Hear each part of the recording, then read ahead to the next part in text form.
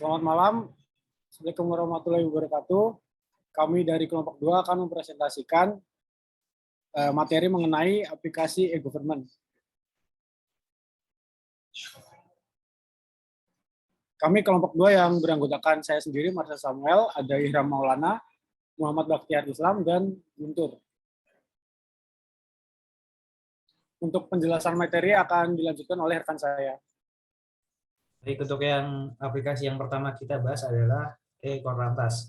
Aplikasi digital Korlantas Polri adalah aplikasi resmi dari Korlantas Polri untuk memudahkan masyarakat untuk mendapatkan layanan di Korlantas secara daring. Nah, kalau untuk bentuk layanannya meliputi membuat SIM, perpanjangan SIM, perpanjangan STNK, dan lain sebagainya.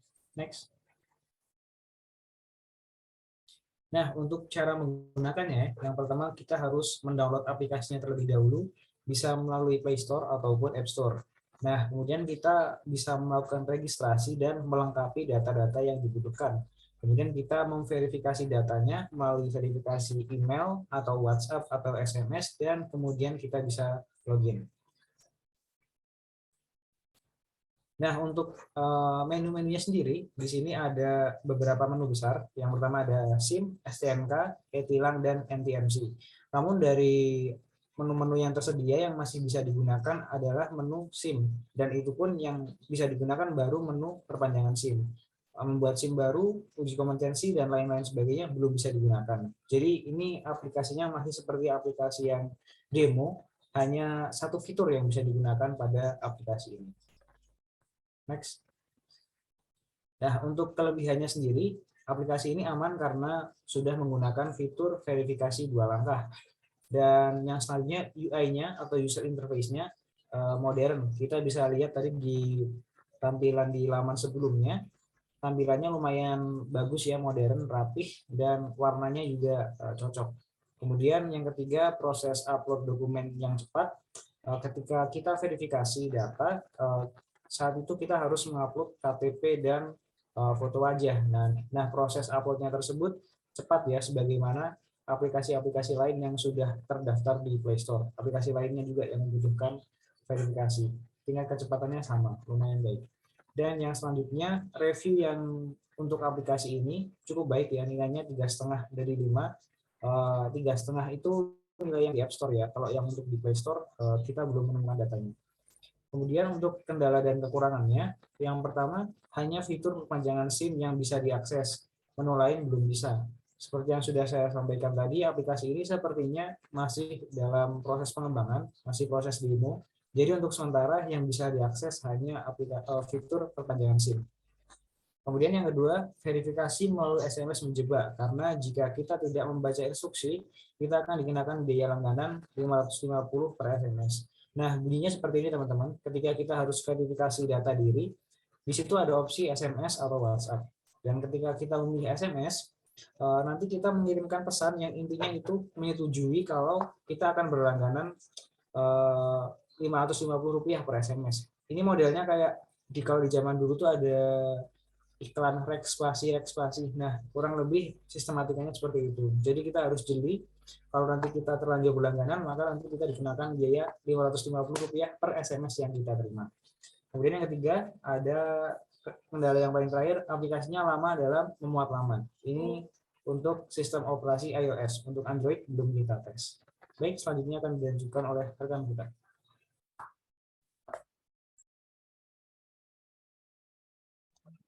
Selanjutnya adalah aplikasi Wargaku Surabaya. Aplikasi Wargaku ini merupakan singkatan dari Wadah Aspirasi Rukun Tetangga, Warga dan Kampung Unggul. Merupakan salah satu inovasi layanan pengaduan terbaru dari Media Center Surabaya berupa aplikasi mobile yang berfungsi sebagai layanan pengaduan warga Surabaya berupa kritik, saran, permohonan informasi, keluhan, atau apresiasi terhadap pemerintah Kota Surabaya. Tujuan adanya aplikasi ini adalah agar masyarakat Kota Surabaya dapat saling berinteraksi dengan pemerintah Kota Surabaya berupa monitoring status pengaduan. Masyarakat Kota Surabaya dapat menyampaikan langsung keluhan atau pengaduan dengan respon 1 kali 24 jam melalui ponsel. Aplikasi Wargaku memberikan kemudahan dan efisiensi baik bagi pemerintah dalam respon atau bagi masyarakat Kota Surabaya yang akan menyampaikan keluhan atau pengaduannya sebagai bentuk partisipasi masyarakat dalam pembangunan Kota Surabaya. Next. Berikut cara menggunakan aplikasi Wargaku Surabaya. Yang pertama adalah setelah mendownload di Play Store, membuat akun dengan memasukkan data diri seperti email, nama, NIK, nomor telepon, tanggal lahir, alamat, jenis kelamin, kecamatan, kelurahan, password, dan konfirmasi password.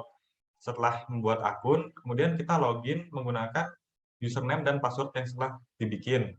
Lalu pada menu utama kita bisa memilih jenis layanan apa yang diinginkan.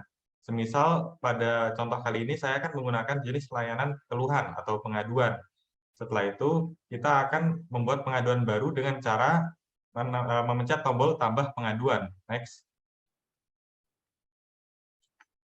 Setelah memencet tombol tambah pengaduan, kemudian yaitu memasukkan jenis pengaduannya, seperti ada tanggal pengaduan, mengunggah lampiran pengaduan, memasukkan kategori, topik, OPD, kecamatan, kelurahan, dan detail lokasi. Lalu setelah semua diisi, kita klik tambah pengaduan.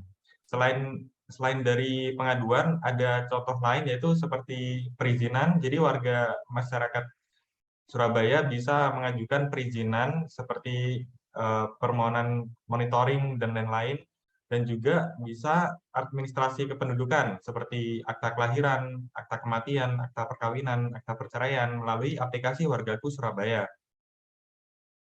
Next. Kelebihan dari aplikasi ini yaitu yang pertama, banyak pelayanan yang disediakan seperti pelayanan kependudukan, kesehatan, perizinan, sosial masyarakat, pemberdayaan ekonomi, sumbang saran, dan lain-lain. Yang kedua yaitu tahapan penyampaian keluhan atau pengaduan pada aplikasi Wargaku lebih mudah dan efisien. Yang ketiga, bisa memantau langsung sampai mana pengaduannya diproses. Yang keempat, respon pelayanan 1 kali 24 jam. Yang kelima, rating yang baik di Play Store, yaitu 4,3 dari 5 dengan lebih dari 50.000 pengunduh. Kekurangan dan kendala dari aplikasi ini yang pertama yaitu belum bisa menjangkau seluruh masyarakat Kota Surabaya dikarenakan kurangnya sosialisasi. Hingga pada nomor 2 masih diperlukan pengarahan kepada masyarakat untuk menggunakan aplikasi Wargaku agar pemanfaatan aplikasi bisa optimal. Lalu yang ketiga, perlu adanya sosialisasi lebih lanjut di setiap kelurahan-kelurahan mengenai aplikasi ini, termasuk di wilayah pinggiran Kota Surabaya, agar seluruh masyarakat Kota Surabaya bisa menggunakan aplikasi ini. Lalu yang keempat, masih belum tersedia di platform iOS. Untuk saat ini, aplikasi ini hanya ada di platform Android, yaitu melalui Play Store, masih belum ada untuk yang Apple. Selanjutnya akan dijelaskan oleh rekan saya.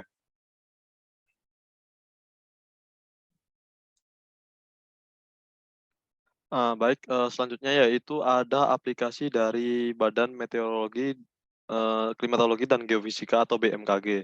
Nah, aplikasi ini merupakan aplikasi yang memberikan peringatan dini cuaca.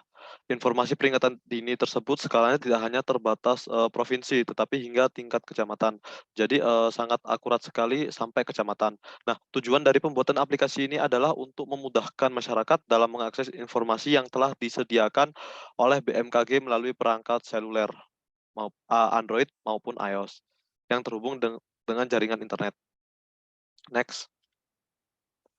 Nah, di sini ada cara menggunakannya. Yang pertama yaitu mengunduh melalui Play Store jika itu Android dan mengunduh melalui App Store jika itu iOS. Kemudian tanpa registrasi user dapat memilih menu yang ada di aplikasi. Jadi setelah selesai di-download langsung dapat dibuka tanpa adanya verifikasi seperti KTP atau yang lainnya. Nah, kemudian yang nomor 2, terdapat beberapa menu. Di situ ada 5 menu utama yaitu ada cuaca, kualitas udara, BMKG, gempa bumi, dan lainnya. Nah, pada menu lainnya terdapat submenu yaitu gempa bumi real time untuk mengetahui kondisi gempa bumi terkini pada Indonesia. Yang kedua ada iklim untuk mengetahui iklim. Ketiga cuaca maritim untuk mengetahui cuaca pada perairan laut. Selanjutnya ada cuaca penerbangan yang terkait dengan cuaca kondisi awan dan penerbangan. Cuaca berbasis dampak, di situ tentang cuaca terkait dampak seperti dampak angin dan lain-lain. Ada indeks sinar ultraviolet atau UV. Jadi sinar UV-nya juga diketahui berapa SPF-nya. Ada cuaca karhutla dan yang terakhir ada informasi tentang penggunaan aplikasi. Next. Nah, di sini user dapat menyesuaikan menu yang dipilih jika sudah dapat keluar dari aplikasi. Jadi di sini user dapat kustomisasi sendiri ingin menampilkan apa. Kemudian jika dirasa cukup, pengguna dapat langsung keluar dari aplikasi tanpa ada logout dan lain-lain. Next. Nah, di sini ada kelebihan aplikasi. Yang pertama yaitu update perakiraan cuaca yang cepat. Jadi real time ya, real time sesuai dengan database-nya dari BMKG. Terus beragam fitur menarik ini seperti tadi informasi tentang peta iklim, kualitas udara suatu daerah, titik-titik panas atau geospot, dan lain-lain. Yang ketiga ada info terkini terkait potensi bencana, ini seperti potensi bencana tsunami jika itu ada gempa di laut dengan skala Richter tertentu, nanti ada peringatan untuk terjadinya tsunami. Itu salah satu contohnya. Yang keempat ada informasi cuaca perjalanan seperti perjalanan darat, laut maupun udara. Yang kelima UI UX yang ramah user, terlebih untuk user yang pertama kali menggunakan aplikasi tidak mungkin kebingungan atau sulit untuk kebingungan. Dan yang keenam ada real time dan cepat update seperti tadi. Terus kekurangannya yang pertama ada terkadang aplikasi blank jika tidak ada koneksi internet dan tidak digunakan dalam jangka waktu yang lama.